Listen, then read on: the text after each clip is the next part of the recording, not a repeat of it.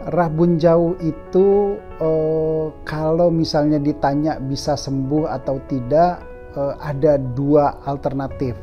Artinya kita tidak menyembuhkan secara letterlux, misalnya mohon maaf nih, misalnya kita demam.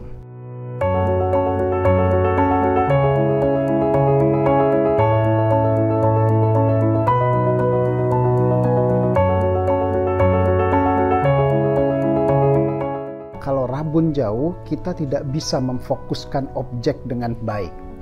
Biasanya macam-macam. Rabun jauh itu bisa dia miopia, bisa juga astigmat. Nah, kalau miopia tentunya objeknya menjadi lebih kecil dari yang seharusnya. Nah, kalau dia astigmat, mungkin objeknya menjadi berbayang.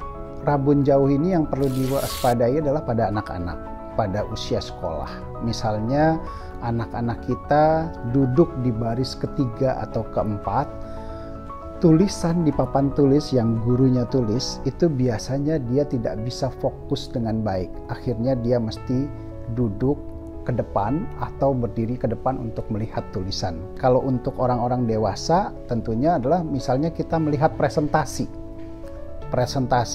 di mana tempat duduk kita biasa mestinya bisa gitu ya, tapi terus kemudian dengan jarak tertentu itu kita sudah tidak jelas apa yang kita lihat.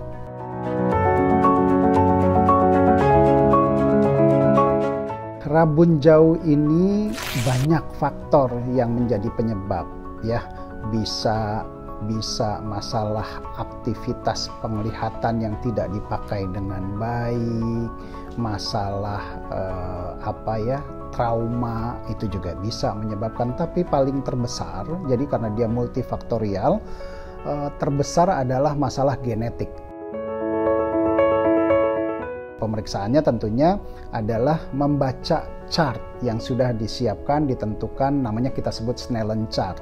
Nah, Snellen chart-nya ini pasien akan diminta untuk membaca chart itu dalam jarak tertentu, biasanya 6 meter, ya kan? Nah, hurufnya dari atas yang paling besar sampai yang paling kecil. Nah, itu adalah menganalogikan jarak tertentu.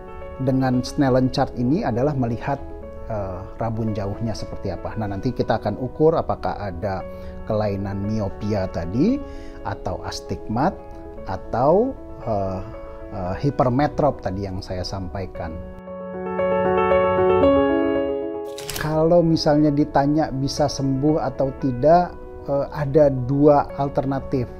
Artinya kita tidak menyembuhkan secara letterlux, misalnya mohon maaf nih, misalnya kita demam, kita bisa dengan minum paracetamol hilang demamnya.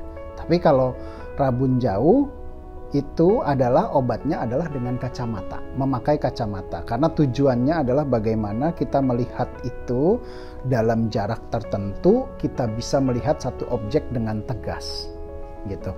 Nah, kalau misalnya orang dengan minus tinggi, nanti mungkin akan bisa permanen dilakukan koreksi apabila idealnya itu dilakukan setelah usia tumbuh kembang selesai di usia 21-22 tahun ya. Dan satu lagi, ukuran kacamatanya sudah tidak berubah. Kita lakukan bisa macam-macam, bisa dengan lasik namanya, atau dengan lensektomi gitu. Jadi ada beberapa instrumen yang bisa kita lakukan untuk menghilangkan pemakaian kacamata. Penyebab rabun jauh ini kan lebih banyak dominan adalah masalah genetik. Jadi yang bisa kita lakukan adalah sedari dini lakukan pemeriksaan dari awal, terus kemudian lakukan pemeriksaan secara berkala, karena rabun jauh ini terutama miopia, dia seiring dengan waktu, seiring dengan tumbuh kembangnya anak, ukuran miopia atau minus itu pasti akan bertambah. Cuman bagaimana kita mengurangi pertambahannya.